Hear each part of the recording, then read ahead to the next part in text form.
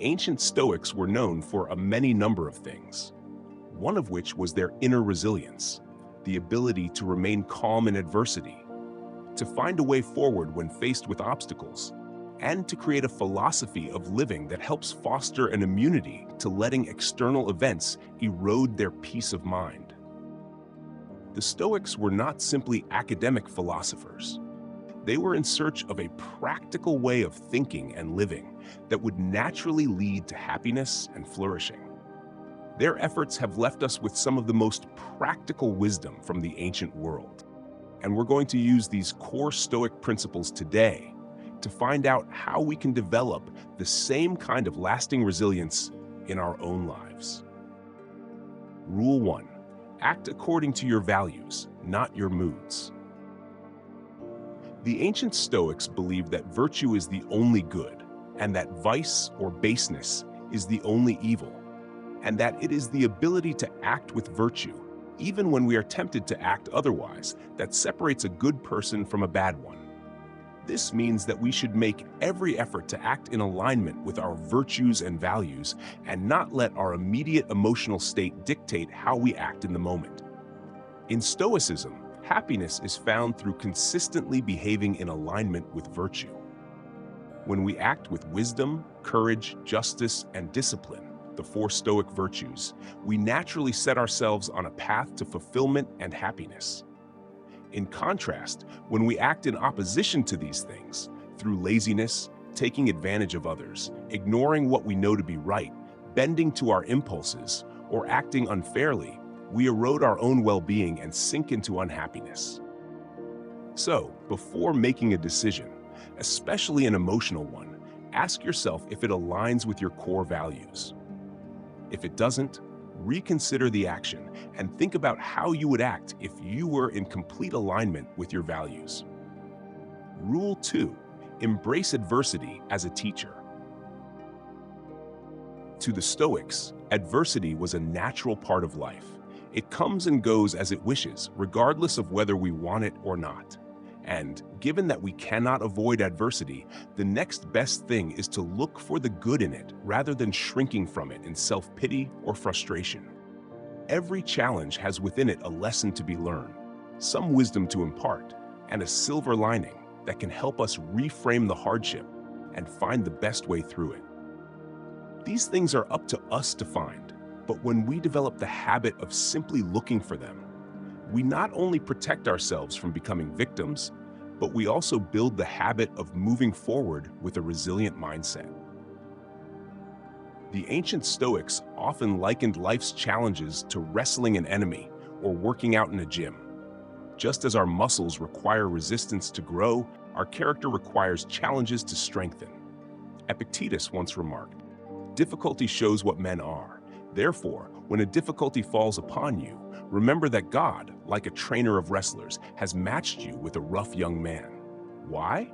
So that you may become an Olympic conqueror, but it is not accomplished without sweat." So, like Epictetus, look to adversity as a source of growth. While it may be uncomfortable, if you treat it as a teacher or a trainer, you will find the lesson and pass through for the better. Rule 3. Understand the dichotomy of control. Picture 2 circles, one inside the other. The inner circle represents our domain of control, the outer, a vast landscape of life's uncertainties. The Stoics, particularly Epictetus, taught that much of our suffering can be avoided when we learn to distinguish between the two. The inner circle. Here lie our judgments, decisions, desires, actions, beliefs, and values. A circle we can choose to govern through will, or that is chosen for us when we reject that responsibility. Epictetus once said, "There are things that are within our power, and things that fall outside our power. Within our power are our own opinions, aims, desires, dislikes. In some, our own thoughts and actions. Outside our power are our physical characteristics, the class into which we were born, our reputation in the eyes of others, and honors and offices that may be bestowed on us. Working within our sphere of control, we are naturally free, independent, and strong. Beyond that sphere, we are weak, limited, and dependent. If you pin your hopes on things outside your control, taking upon yourself things which rightfully belong to others, you are liable to stumble, fall, suffer, and blame both gods and men. But if you focus your attention only on what is truly your own concern and leave to others what concerns them, then you will be in charge of your interior life. No one will be able to harm or hinder you. You will blame no one and have no enemies. When we accept that we have agency over this part of our lives, we begin to step away from allowing the world around us to influence our actions and reactions. We become less tethered to the winds of the world, pushing and pulling us to and fro, and begin to captain our own ship. The outer circle. Beyond our judgments and our actions lies everything else. Events, outcomes, other people, our reputation, the economy, the weather, both the unpredictable and the external. If we try to find agency in this outer circle, we will be trying to hold back the tides. It's a futile task, and one that will undoubtedly cause frustration, self-doubt, and even anger. It causes these feelings because no matter what we do, everything in this outer circle is outside the reach of our control and will therefore unfold despite our efforts. Looking again to Epictetus, he said, "Demand not that events should happen as you wish, but wish them to happen as they do happen, and you will go on well." The distinction. By making a distinction between these two circles, the Stoics find peace in accepting the things outside their control, and they find agency in knowing where to focus their energy to enact change. Rule 4. Cultivate inner tranquility. There is a Stoic principle called apatheia, not to be confused with apathy, which implies indifference or insensitivity. Apatheia, in this context, means freedom from avoidable or irrational passions and emotions. The Stoics believed irrational emotion to be a symptom of incorrect judgment and made every effort to work towards emotional equilibrium through making sure our inner judgments are realistic and reasonable. This can be achieved through Socratic questioning. Not allowing the external world to disturb our inner peace. See the section above on control. The weight of emotions. We humans, by our very nature, are emotional animals. We feel joy, anger, jealousy, grief, and a whole host of other emotions that help us navigate our social and physical landscapes. However, the ancient Stoics cautioned us against letting these emotions control our actions and our state of mind, teaching that while feeling emotions is part of life, we should not allow them to overcome our ability to decide our own thoughts and actions, and that while we cannot always prevent our initial emotional reactions, we can decide how we engage with them. Practical steps. Awareness is probably the most difficult thing to achieve in this area of philosophy. The ability to see the emotion as it arises and catch it in the act before it's able to take root and influence our thoughts and behaviors. To this end, meditation is one of the most accessible and effective tools.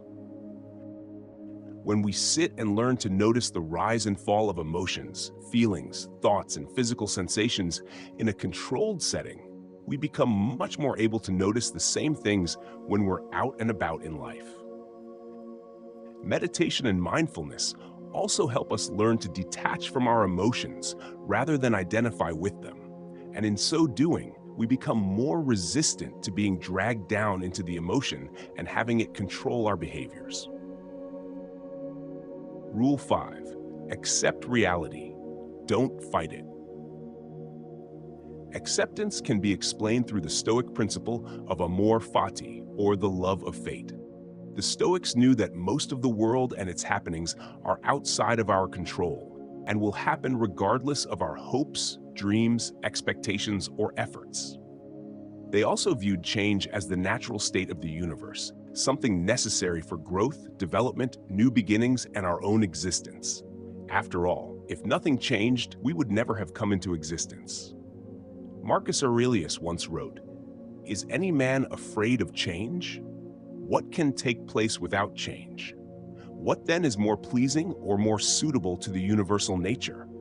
And can you take a hot bath unless the wood for the fire undergoes a change? And can you be nourished unless the food undergoes a change? And can anything else that is useful be accomplished without change? Do you not see then that for yourself also to change is just the same and equally necessary for the universal nature? He also wrote, "Loss is nothing else but change, and change is nature's delight." So then, while the state of the world and its changes may be uncomfortable, they are both necessary as part of nature and unavoidable, because they are outside our control. The Stoics therefore instruct us to accept these things, come to terms with the reality of the world around us, and even love fate through the principle of amor fati.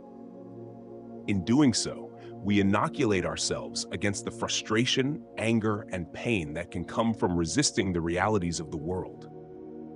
So instead of complaining about what happens to you, accept it and learn from it. Understand that beating ourselves up over misfortunes doesn't change the outcome, but does affect your mental state. Rule 6. Reflect and review. Lastly, we have the practice of evening reflection, a practice promoted by the Roman Stoic Seneca. Just as Emperor Marcus Aurelius sat down to write meditations, the practice of reflection can help us in a number of ways. Most of the time, most of us will go through life acting without a great deal of self-awareness. We react instinctively to the world around us, often mechanically and based on habit or learned behavior. If these behaviors are constructive, this can be fine. If they are destructive, this becomes a problem. However, without pausing to reflect, how do we distinguish our constructive and reasonable behaviors from our destructive and unreasonable ones? The practice of evening meditation gives us this break from the day-to-day to work on introspection and look at how the day went with respect to our actions, reactions, behaviors, and habits. The anatomy of evening meditation. Inventory of actions. One place to begin is by revisiting the day's events. Were they aligned with your values and what you believe to be good? Were choices made out of integrity or convenience? Examination of reactions. Next, we can look into emotional and mental reactions. Did an event trigger anger? Was there a moment of high happiness or sadness? Did we allow our emotions to control our behavior? We can look to understand these reactions not with self-judgment, but with curiosity. Acknowledgement of progress. Celebrate the victories, however small. Did you exhibit patience in a testing situation? Did you act with kindness when it was easier to be indifferent? These acknowledgements nurture positive reinforcement. Areas for improvement. Identify where you fell short of your Stoic ideals. This isn't a space for beating yourself up, but for constructive criticism. It's about recognizing areas for growth. Seneca once wrote to his friend Lucilius in a letter titled "On the Philosopher's Seclusion." "When the light has been removed and my wife has fallen silent, aware of this habit that's now mine, I examine my entire day and go back over what I've done and said, hiding nothing from myself, passing nothing by.